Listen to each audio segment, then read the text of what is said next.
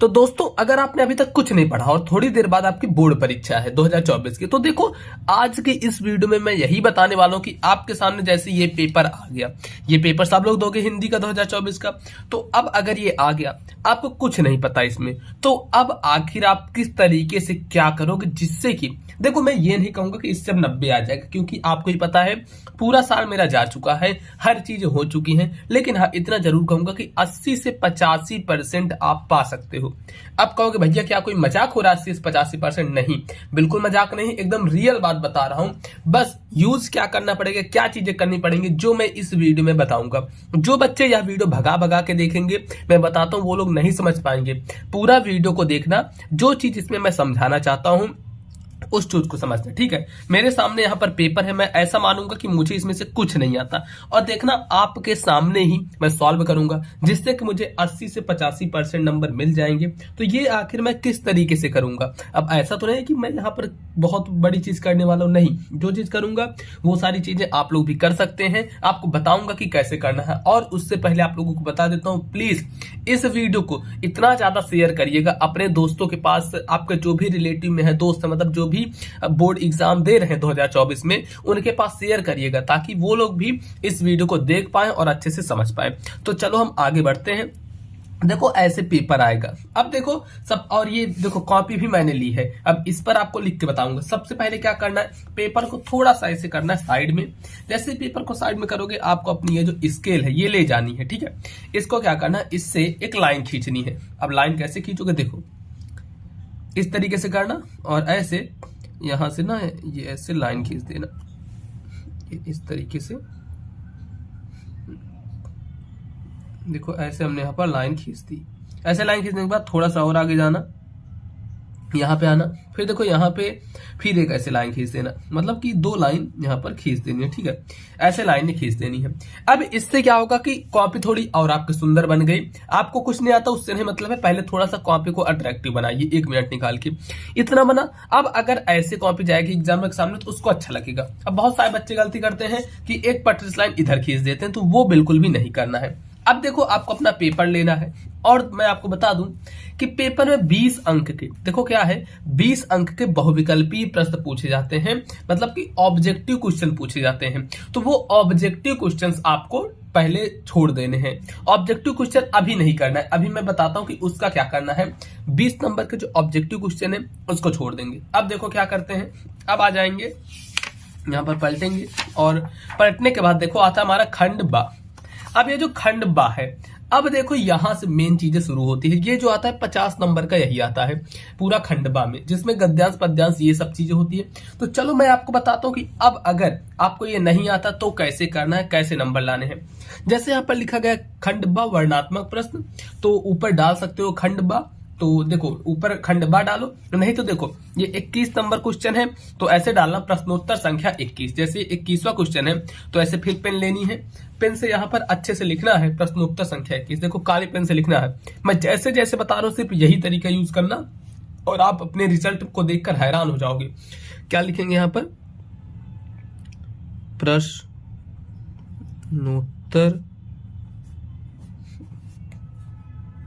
संख्या 21, ठीक, प्रश्नोत्तर संख्या 21। फिर आपको ये अपनी पटरी लेनी है, इससे एक नीचे अंडरलाइन कर देना है। देखो इतना करने के बाद मैं बताता हूं अब क्या करना है। मेन चीज तो यहां से शुरू होता है। अब मान लो आपको इसमें से कोई गद्यांश नहीं आता है, जो पेपर दिया गया है 2 गद्यांश है इसमें। एक पहला है विश्वासपात मित्र जीवन की एक औषध है, फिर दूसरा है मैं ब्राह्मणी हूं, ये वाला। तो देखो अब इन दोनों में से कोई भी आपको नहीं आता, क्योंकि मैं आपको पहले बताया कि अगर आपको नहीं आ रहा है तो क्या करना है, क्योंकि जिसको आ रहा है वो तो कर ही लेगा। अब नहीं आ रहा है तो क्या करना, मालूम, चलो ये वाला करते हैं, सेकंड अथवा वाला। क्या करना, सबसे पहले शुरू में जो दिया गया, जैसे मैं ब्राह्मणी हूं, तो इसको लिखना है काली पेन से ऐसे उठाना और लिखना मैं ब्राह्मणी हूं, मैं ब्राह्मणी हूं, ठीक, इतना लिखना। उसके बाद फिर क्या करना है, ऐसे डैश डैश करना है। जितना चीजें बता रहा हूं इतना ध्यान से रखना, आपका एक भी नंबर नहीं कटेगा। इतना कर दिए। अब देखना लास्ट में क्या लिखा गया है, इसी का लास्ट में है कि भाग्य का खेल है, तो यहां पर लिख दो खेल है, इतना बस, लास्ट का खेल, ठीक, इतना लिख दिए। अब इससे होगा क्या कि एग्जामिनर को पता लगेगा कि हाँ आप कौन सा वाला कर रहे हो, और उसको ये भी समझ में आएगा कि ये बच्चा कोई पढ़ने वाला बच्चा है क्योंकि इतना बढ़िया से लिखा है। अब इसके बाद देखो, इसमें पहला क्वेश्चन देखते हैं। अब आपको पता है कि ये आपको नहीं पता, मतलब मुझे भी नहीं पता, आपको भी नहीं पता। तो देखो, उपयुक्त गद्यांश के पाठ का नाम और लेखक का नाम लिखें। तो देखो, पाठ और लेखक का नाम लिखना है। तो अब आप कहोगे कि भैया हमको पाठ लेखक का नाम भी तो नहीं पता रहेगा, चलो मैं देखता हूं। अब क्या करना है, आपको पहले एक बार गद्यांश पढ़ना है, क्योंकि गद्यांश में भी पाठ का नाम छुपा होता है। तो देखते हैं, मैं ब्राह्मणी हूं, मुझे तो अपना धर्म अतिथि देव की उपासना का पालन करना चाहिए, परंतु यह नहीं सब विधर्मी दया के पात्र नहीं, परंतु यह दया तो नहीं कर्तव्य करना है। तब मुगल अपनी तलवार टेक कर खड़ा हुआ, ममता ने कहा, ये देखो मिल गया। मैं कहा ना, गद्यांश जब आप पढ़ोगे तो उसमें पाठ का नाम आपको कहीं ना कहीं दिख ही जाएगा। इसमें दिख गया, ममता लिखा गया है। अब ये देखो, पाठ का नाम तो पता लग गया, ममता, और आपको इतना याद करना पड़ेगा, मित्रता के लेखक है आचार्य रामचंद्र शुक्ल और ममता के लेखक है जयशंकर प्रसाद, ये सभी को पता होता है। तो देखो, का आ वाले में यही पूछा गया है, उपयुक्त गद्यांश के पाठ का नाम और लेखक का नाम लिखना है। तो देखो, यहां पर आ डाल दो, आ, और इसके पाठ का नाम तो ऐसे डालते हैं, पाठ का नाम, और दूसरा है लेखक का नाम, लेखक का नाम। बस काली नीली पेन का अच्छे से प्रयोग करना है। अब देखो, जैसे पाठ का नाम हमने यहां पर डाला, तो पाठ के नाम में लिख दो, जैसे ममता, भी आपने देखा ममता है तो लिख दो ममता, ठीक। और फिर इसके लेखक हो जाएंगे जयशंकर प्रसाद, तो ऐसे लिख दो जयशंकर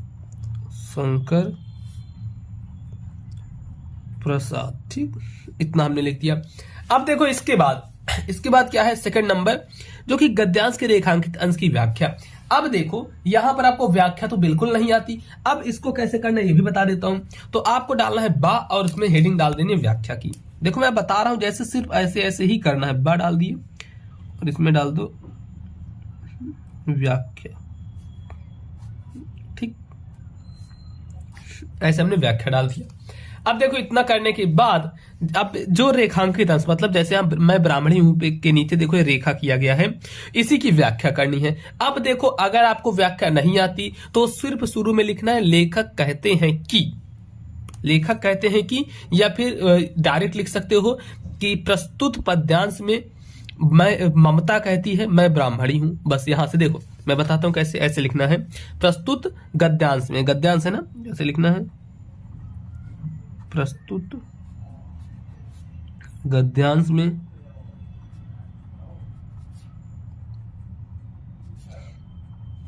ममता कहती है मैं ब्राह्मणी हूं। अब इसके बाद आगे जितनी चीजें हैं वही सब लिखते चले जाना है। मुझे तो अपने धर्म अतिथि देव की उपासना का पालन करना चाहिए, यही सब लिखते जाओ। फिर लिखो, मुझे तो अपने, अगर नहीं आता ना तो पूरा जो लाइनिंग है यही पूरा सेम टू सेम उतारते जाओ, लेकिन ध्यान रखना है कि आपको कॉपी नहीं छोड़नी है। कॉपी मतलब कि पेज कोई भी खाली नहीं छोड़ना है। आपको कुछ नहीं आ रहा तो उसी से बना बना के लिख दो। ऐसे करोगे, इसको लिख दोगे। फिर इसमें जैसे क्वेश्चन पूछा गया, छल नहीं तब नहीं स्त्री जाता हूं, तैमूर का वंशधर स्त्री से छल करेगा जाता हूं, वाक्य किसने कहा और क्यों कहा। तो ये किसने कहा था और क्यों कहा था, तो इसको चाहो तो बनाकर लिख दो, नहीं छोड़ सकते हो। तो आपको 4 नंबर यहां से मिल जाएगा। अब ऐसे ही देखो क्या है कि नेक्स्ट जो है वह रहता है आपका पद्यांश करने का। ये जो आएगा 22 नंबर क्वेश्चन, दिए गए पद्यांश पर आधारित प्रश्नों के उत्तर दीजिए। अब देखो, पद्यांश को भी क्या करना है, नेक्स्ट पेज से लिखना है। नेक्स्ट पेज से करोगे, बाकी मैं यहीं पे आपको करके दिखाता हूं कैसे करना है। अब जैसे देखो, फिर लिख देना है पद्यांश। पद्यांश का है प्रश्नोत्तर संख्या 22, तो ऐसे लिखो, प्रश्नोत्तर संख्या 22, ठीक। 22 डाले और फिर एक स्केल लेनी है, स्केल से यहां पर कर देना है आपको अंडरलाइन। देखो स्केल से क्या करेंगे, ऐसे हम अंडरलाइन कर देंगे। ठीक, स्केल से हमने अंडरलाइन कर दिया। अब देखो इसके बाद क्या करना है, जैसे दिया गया है कि ऊधो मनना भय 10-20, फिर लास्ट में है ऊधो मनना। तो यहां पर क्या करना है, यही चीज फिर से ऐसे डालनी है काली पेन से। इससे क्या, ये सब अलग पेज से करना है, इसी पेज में नहीं करना है। फिर ऐसे लिखना है ऊधो मन ना से लेकर के dash dash dash dash dash dash, फिर यहां आना है ऊधो मन ना तक। ठीक, ऐसे करना है। फिर इसमें देखो क्या चीजें कही गई, ये भी 6 नंबर का है। पद्यांश का संदर्भ लिखिए। अब मैं कहूं कि एक बार आप ऐसे पढ़ोगे तो पाठ का नाम या फिर लेखक का नाम पता लग जाएगा। देखते हैं, ऊधो मन्ना भय 10-20, एक हुतो सु गयो श्याम संकव और अयो ईस, इंद्रिय शिथिल भई केशोबिन जो देह बिनसीस, आशा लाग रहित तन स्वासा जीवय कोट बरीस, तुम तो सखा श्याम सुंदर के सकल जोग केस, सूर हमें नंदन। ये देखो मिल गया ना सूर। अब जैसे आपको सूर दिखा मतलब सूरदास की रचना है, तो कहा गया है प्रस्तुत पद्यांश का संदर्भ लिखा और सूरदास जी ने लिखा है पद। तो यहां पर ऐसे डालना है संदर्भ, देखो संदर्भ लिखना है। और इसमें अगर आपको लेखक का नाम नहीं पता फिर भी संदर्भ लिखना है, चाहे दूसरे का ही लिख दो। अब देखो ये कैसे लिखेंगे, ऐसे लिखना कि प्रस्तुत, अब इसको लिख लो, फिर आपको और चीजें बताता हूं कैसे लिखना है। प्रस्तुत पद्यांश हमारी पाठ्य पुस्तक हिंदी की। अब देखो अगर हिंदी के फिर लिखना है ऐसे काली पेन से गद्य खंड, गद्य खंड हिंदी के गद्य खंड में संकलित।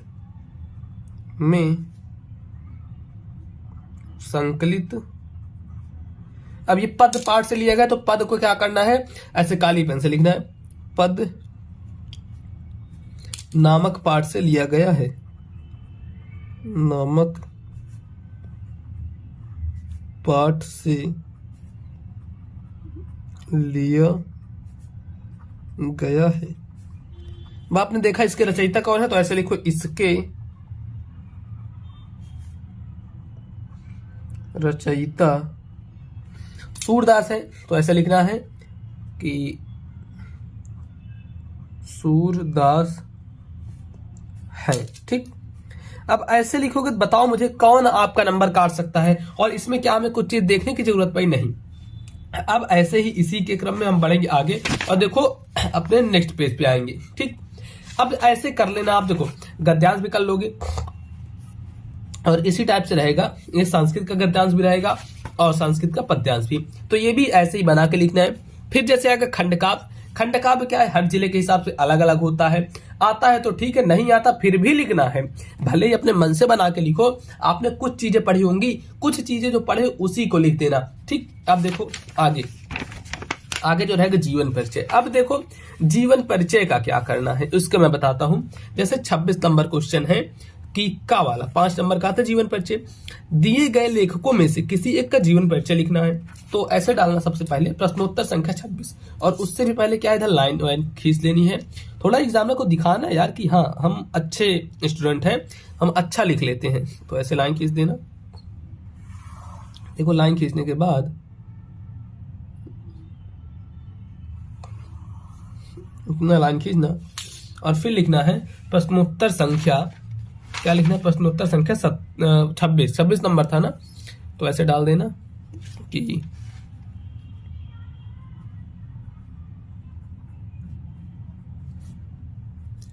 प्रश्नोत्तर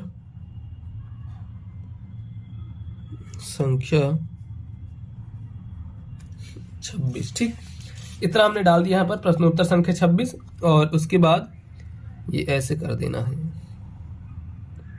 इतना, बस इतना लाइन खींचना। अब जैसे 26 का वाला कर रहे हो तो ऐसे ब्रेकर में डाल दो 26 का जो कि है किसी का जीवन परिचय लिखना है। अब मान लो इसमें से किसी का जीवन परिचय आपको नहीं पता है, और अगर नहीं पता तो डायरेक्टली जीवन परिचय डालना, लिखते चले जाना, और अगर पता है थोड़ा बहुत भी तो ऐसे करना जैसे जयशंकर प्रसाद का लिख रहे हो तो यहां पर हेडिंग डाल देना जय शंकर प्रसाद। ठीक, हेडिंग ऐसे डालना है जयशंकर प्रसाद और फिर नीचे अंडरलाइन करना है। और मैं आपको बताया हूं कि ये ऐसे फिर लेनी है स्केल और साइड में ऐसे कॉलम बना देना है, मतलब यहां से एक ऐसे कॉलम बना दो जिसमें क्या क्या लिखना है मैं बताता हूं। ये देखो, इसमें लिखना है नाम, यहां पर लिख दो कि नाम, फिर लिखना है जन्म, फिर लिखना है जन्म स्थान और फिर लिखना है मृत्यु। ठीक, और फिर लिख देना रचना।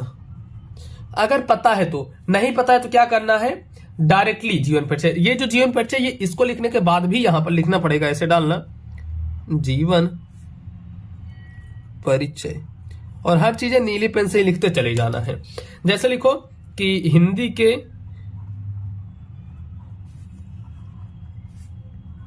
प्रसिद्ध लेखक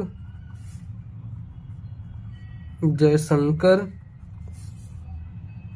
प्रसाद जी एक महान, मतलब बना बना कैसे कुछ भी, देखो लेखक थे, उनका हिंदी जगत में, मतलब अपने मन से ऐसे बनाना है जो भी आपको बना पाओ ऐसे, उनका हिंदी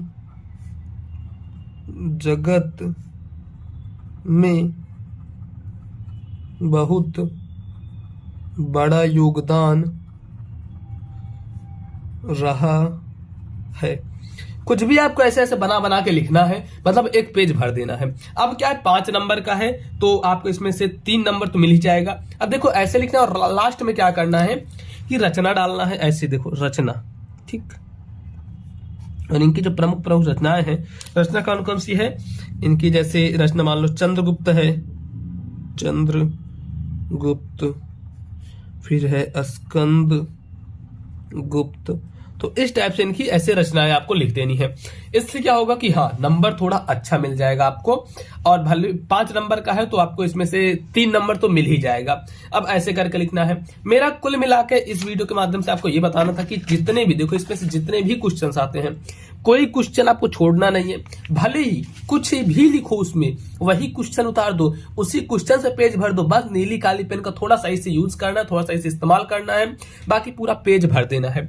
कहीं भी थोड़ा सा भी छोड़ना नहीं है। अगर कोई क्वेश्चन दिया है तो ऐसा नहीं कि उसको छोड़कर आपको चले आना, ऐसा नहीं करना है, पूरा भरकर आना है। एग्जामिनर आपको जरूर से जरूर पास करेगा और 80% मिलाएगा। अब बात करते हैं OMR की। अभी हम बता रहे थे ना 20 नंबर के बहुविकल्पी प्रश्न, तो देखो अब क्या करना है, बहुविकल्पी प्रश्न एकदम लास्ट में। आपको पता होगा कि थोड़ी बहुत देखो हेल्प हो जाती है कहीं ना कहीं से, नहीं होती तो यार क्या करो, लास्ट में आप तुक्का मार दो। 20 में से आपका 7 तो सही होगा, 7 से 8 सही होगा, बस उतना नंबर आपको मिल जाएगा। और यहां से लगभग आपको 70 में कम से कम, फिर भी 70 नहीं 50 का है ये बहुविकल्प, मतलब ये वर्णात्मक प्रश्न, तो 50 में आपको 30 नंबर, हाँ 50 में 30 नंबर आपको यहां से मिल जाएगा।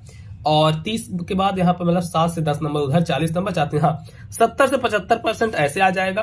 बाकी अगर आप थोड़ा बहुत पढ़े रहोगे तो आराम से 80 से 85 ला लोगे। इस वीडियो से माध्यम से ही बताया था। अगर देखो फिर भी आपको कहीं भी डाउट है तो मैं आपके लिए जो कोर्स बनाया हूं, जो कि है मोबाइल पर स्कूल एप्लीकेशन पे, सिर्फ और सिर्फ 49 रुपए में। अगर आपके पास 24 घंटे भी बचे हैं, 24 घंटे पहले भी अगर यह वीडियो आप देख रहे हो या फिर आधी रात को देख रहे हो वीडियो 21 तारीख को, तो आप ये कोर्स ले सकते हो। इसमें इतनी चीजें ही हैं जो कि आप 2-4 घंटे में पूरा खत्म कर डालोगे, और जाओगे एग्जाम में देखोगे तो वही चीजें आई हैं। तो ये आप कैसे ले सकते हो, कमेंट बॉक्स में लिंक दिया हूं, उससे जाकर जल्दी से वहां पर ले सकते हो। और सिर्फ 49 रुपए में है, ज्यादा प्राइस भी नहीं है, इसीलिए मैं 49 रुपए रखा हूं, ताकि आप सभी का भला हो और सभी लोग अच्छे से पढ़ाई कर पाए। और चैनल पर भी मैं पढ़ा रहा हूं तो चैनल को सब्सक्राइब जरूर से कर लेना।